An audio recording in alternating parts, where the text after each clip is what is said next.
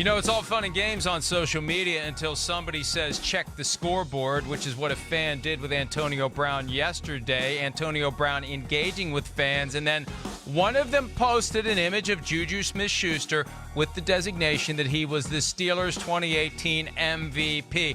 Oh, Steelers Steve, that's a raw nerve. That's a raw nerve, and that got Antonio Brown to respond. He went all in on JuJu Smith-Schuster at that point.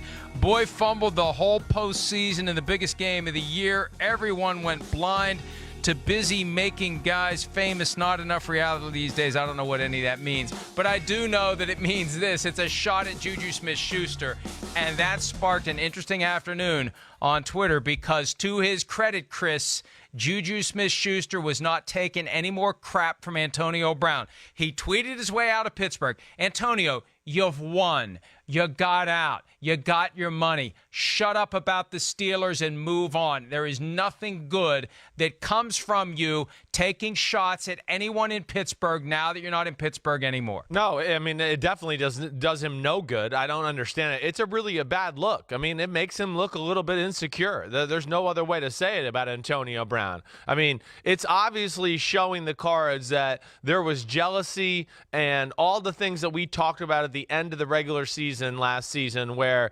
Antonio Brown felt disrespected. He was bothered by the fact that JuJu Smith-Schuster was named team MVP. And listen, JuJu Smith-Schuster is right. He's been nothing but supportive of Antonio Brown. With all the issues Antonio Brown's had off the field the last 2 years, JuJu Smith-Schuster's been in his corner from the get-go, even when things got ugly, okay, with Antonio Brown. He was still very supportive of him. So, yeah, it is not a good look for Antonio Brown. And, again, Antonio Brown, I just don't understand it. And to say, okay, yeah, JuJu Smith-Schuster fumbled in the biggest moment, add fuel to that fire. Smith-Schuster's admitted it.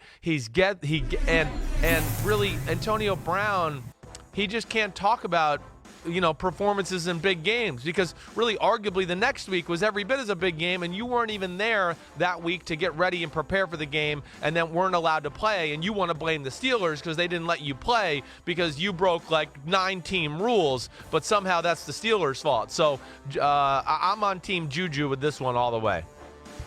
And look, the logic is very simple, and we now have the evidence. The Steelers named JuJu Smith-Schuster the MVP that week. The players became aware of it on Tuesday.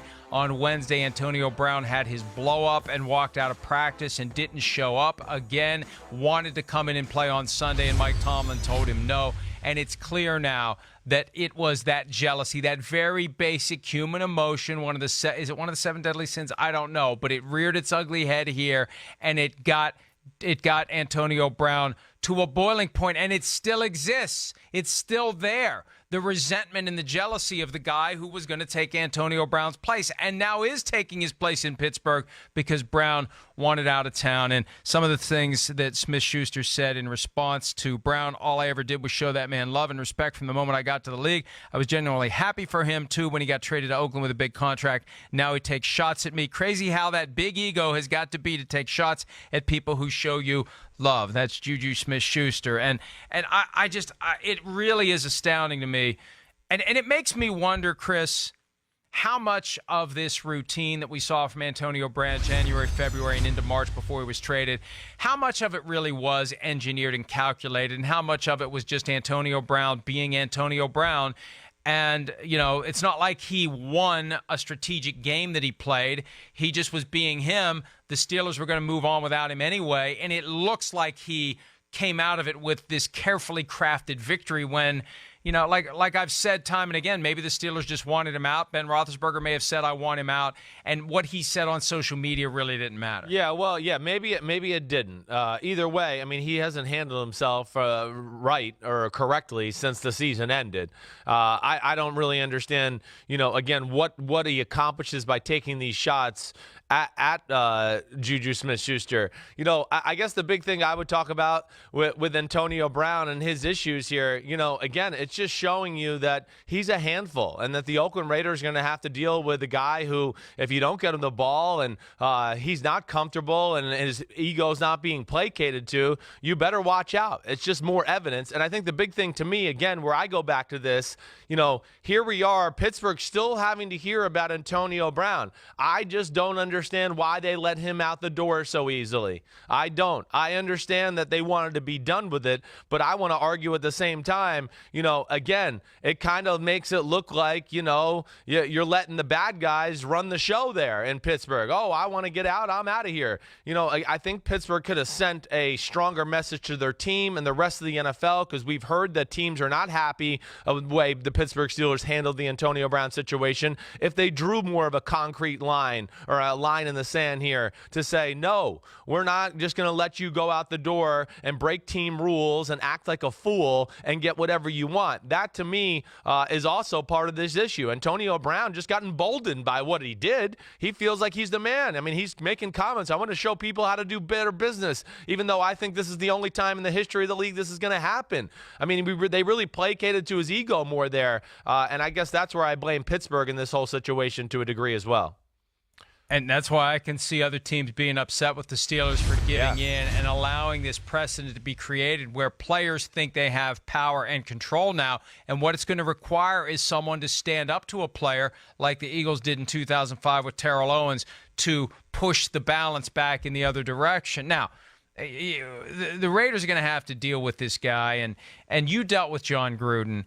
If you're John Gruden, his first meeting with Antonio Brown, when they're allowed to meet and when they're allowed to converse as part of the offseason program, what does Gruden say to Antonio Brown based on your experience? My experience is I don't think he's going to say much as far as like, hey, you need to do this or do that. I think more of what John Gruden's going to do with Antonio Brown is play the role of salesman. He's going to sell the offense to Antonio Brown. He's going to sell the fact that the offense is going to be orchestrated around Antonio Brown. He's going to sell the fact that, man, I'm going to get you lots of touches and you're going to be towards the top of the league in receptions and yards and all of those type of things. And then he's going to sell his offense in general to Antonio Brown, like I've told you in the past, where he's going to show Jerry Rice running certain John Gruden plays from the years with Joe Montana, and he's going to show Tim Brown and all these other famous receivers who have been in the John Gruden West Coast like system, and show Antonio Brown, listen, this is going to be you for my offense. And he's going to hope that Antonio Brown will just buy in from that standpoint and be a part of the team. But he's not going to make like hey, I need you to be on time and do all that type of stuff. I don't envision that going down, at least in the first few conversations with Gruden and Antonio Brown, in my experience, Mike. If you're a teammate of Brown now in Oakland, I'm trying to figure out how you react to this. And do you tiptoe on eggshells with him? Are you concerned about what kind of a guy he's going to be? Is he going to turn his wrath on you at some point? Yeah. Like, do you have to defer to him? Do we have to vote him team MVP preemptively so we don't have an issue with him? You know, right. And I keep coming back to Derek Carr, man. I'm telling you. The Larry Fitzgerald comments from March, when he said that Antonio Brown may not realize how good he has it, and that Antonio Brown could find out the hard way that not having Ben Roethlisberger makes it harder to be as good as he's been. If he thinks he's open and Carr doesn't throw it, if he is open and Carr throws it and it doesn't hit him in stride, or if he's got to, lunge or jump or gets blown up because the ball's placed in a spot where a safety can legally and cleanly hit Antonio Brown in a way he hasn't been hit since he was hit by Vontaze Burfict. I mean, if that kind of stuff happens, it's not going to be Brown's fault. It's not going to be Gruden's fault. It's going to be Derek Carr's fault. And I think he's the guy who needs to be the most concerned by everything we've seen from Antonio Brown from the end of the season until yesterday with the assault against JuJu Smith-Schuster. Yeah, no, listen, your question about how are players going to receive Antonio Brown, are they going to tiptoe around him, how is it going to play out in the locker room?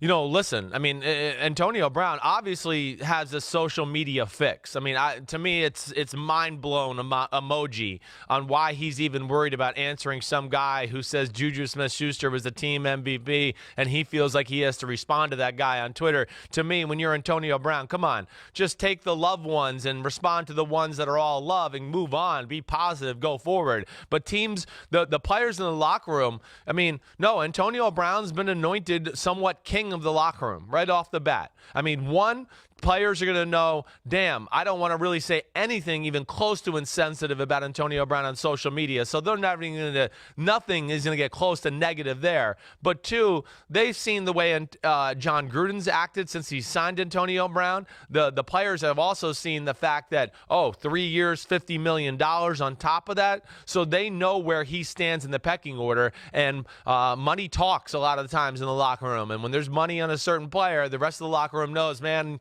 can't mess with this guy. He's kind of king of the squad right now, and that's what Antonio Brown is for John Gruden and the Raiders. Hi, I'm Mike Tirico, and thanks for watching. Make sure to hit subscribe for the latest news and highlights from NBC Sports.